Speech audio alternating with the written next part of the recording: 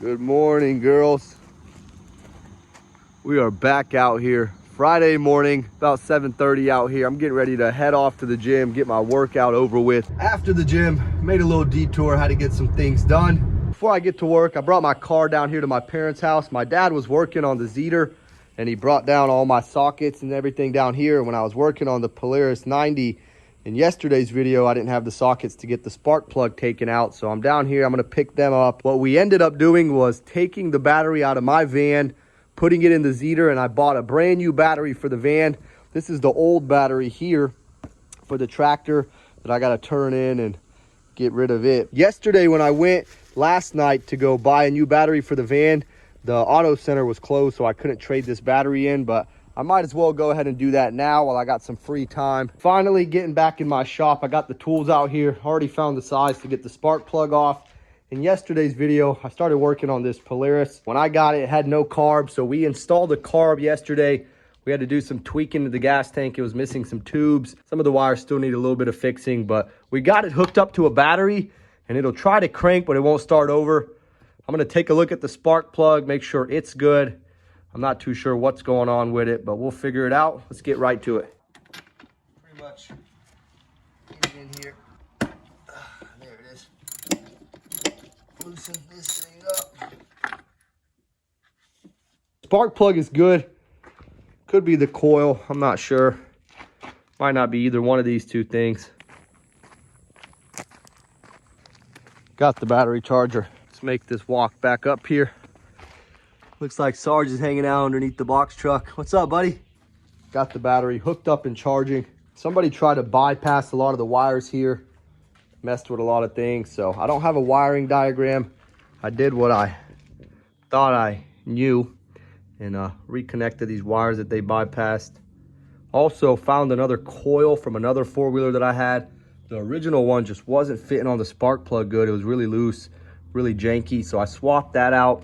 And of course, once I did all of that, the battery is dead. So we're gonna have to charge it back up and then we'll see where we get with this thing. So I've been hard at work in here trying to figure out what's going on with this thing. I got somewhere with it. I just got it fired up and then it cut itself back off. I'm not sure what's going on. I am not a professional mechanic or anything. If anything, my dad's a lot better at this than I am, but he's not here to help me. So I'm gonna see how far I can get.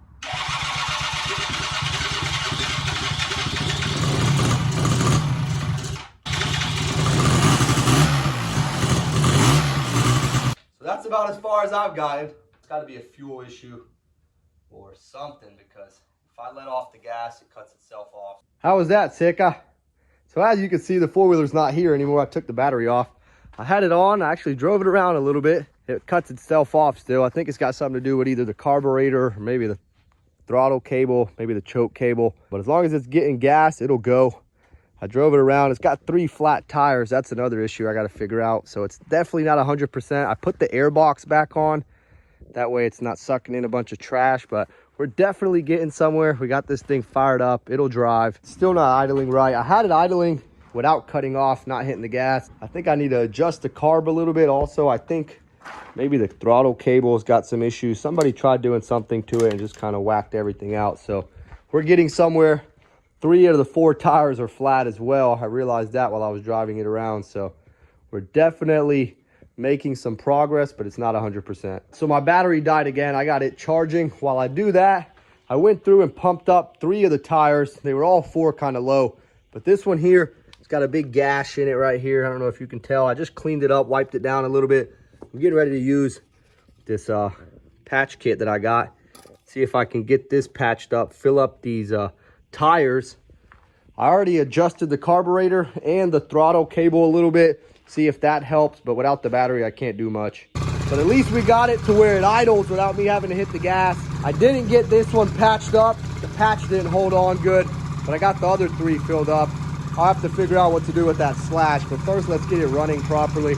I probably have to order a new one of these air boxes. The plastic that the screws go into is broken. Somebody had been messing with it before. I put the old coil back on. It works, but it's just so loose. This thing falls out on its own. I might order another one of these as well. What I think is also going on is this thing is eating up a lot of fuel, so the carb definitely needs to be adjusted. I am not a professional, so I'm just gonna do a little bit of research, see what I can do with this thing to get the air to fuel ratio correct. I didn't even know if I'd be able to get it fired up today. It was getting to the point where I wasn't too sure. I've been adjusting the carburetor. It's starting to run a lot better. Not eating as much fuel up, but it's definitely still getting it. Engine cutoff works. Nice. Pretty proud. Like I said, this is the first probably four-wheeler I've ever worked on by myself without my dad's help. He's a lot smarter, a lot better at this stuff than I am. But there's only one way to learn, is to get your hands dirty. Trial and error. Probably the first 2 to 3 hours that I was working on this thing, I was cussing out loud. It just was not wanting to turn on. I was troubleshooting as many things as I could. It's still kind of just rigged up. Like I said, I got to order some more parts for it. I got to finish putting these wires together like they need to be. He's alive.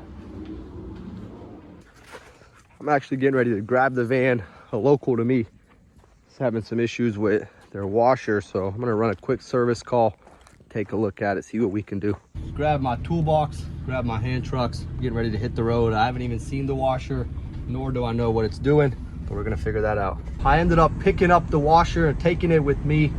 Like a lot of people around here, they were on a well and it stopped up their inlet valve, so now it just constantly flows water. So hopefully I have the part, I can get it fixed for him pretty quick.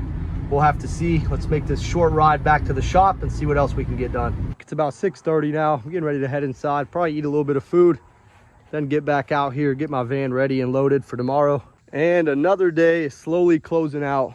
I'm out here getting the van loaded up.